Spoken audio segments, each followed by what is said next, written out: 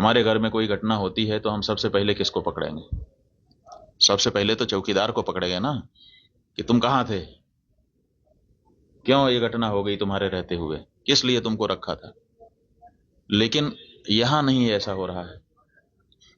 यहां जो है कहते तो हैं कि हम चौकीदार हैं, लेकिन चौकीदारी अगर की गई होती, हाँ चौकीदार अगर अपने काम में पक्का होता है तो उसके ऊपर आक्रमण करके उसको कोई मार दे, लेकिन फिर कहा जाता है कि इस चौकीदार ने अपना निभाया।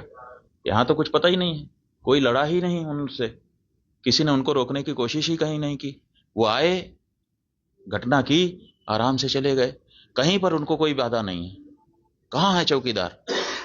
और चौकीदार के बारे में चर्चा ही नहीं हो रही है। अब कह रहे हैं हम उनको सबक सिखा देंगे, हम ये कर देंगे, हम वो कर देंगे। पाकिस्तान की धरती से आए थे। अरे भाई, पाकिस्तान की धरती से आए थे, इतनी जल्दी कैसे पता चल गया आपको? और अगर इतनी जल्दी आपको पता चल जाता है तो घटना के पहले क्यों नहीं पता चल गया? और दूसरी बात यह है कि अगर पाकिस्तान से आए तो पाकिस्तान के खिलाफ अच्छी तगड़ी कार्रवाई करिए। आप कह रहे हैं कि हम सिंधु नदी का जल रोक देंगे। आपके पास जल को रोकने या उसको डाइवर्ट करके अपने ही यहाँ, अपने ही देश में रख लेने का कोई उपाय ही नहीं है। हमने विशेषज्ञों से पूछा कि अगर हम सिंधु नदी का जल पाकिस्तान में जाने से रोकना चाहते हैं तो हमारे पास क्या व्यवस्था है। उन्होंने कहा हमारे पास कोई व्यवस्था नहीं है।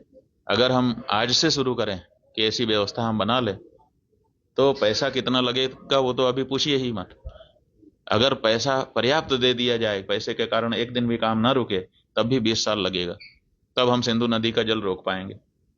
तो ऐसी परिस्थिति में हम ये कह दे रहे हैं कि हम सिंधु नदी का जल रोक लेंगे। और टेलीविजन के एंकर हमने सुना, वो कह रहे थे बूंद बूंद के लिए तरसेगा पाकिस्तान, एक गिलास शुद्ध पानी नहीं मिल पाएगा, खेती नष्ट हो जाएगी, बिजली नष्ट हो जाएगी, ये हो जाएगा, वो हो जाएगा। गजब बता रहे थे, ऐसा लग रहा था कि जैसे प्यास तो लग ही गई पाकिस्तान को। और इधर विशेषज्ञ बता रहे हैं कि हमारे पास पानी को रोक लेने का कोई उपाय ही नहीं है।